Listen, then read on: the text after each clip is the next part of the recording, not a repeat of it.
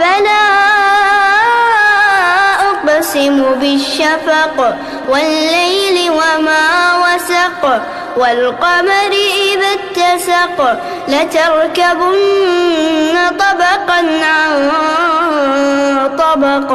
فما لهم لا يؤمنون وإذا قرئ عليهم القرآن لا يسجدون بل الذين كفروا يكذبون والله أعلم بما يوعون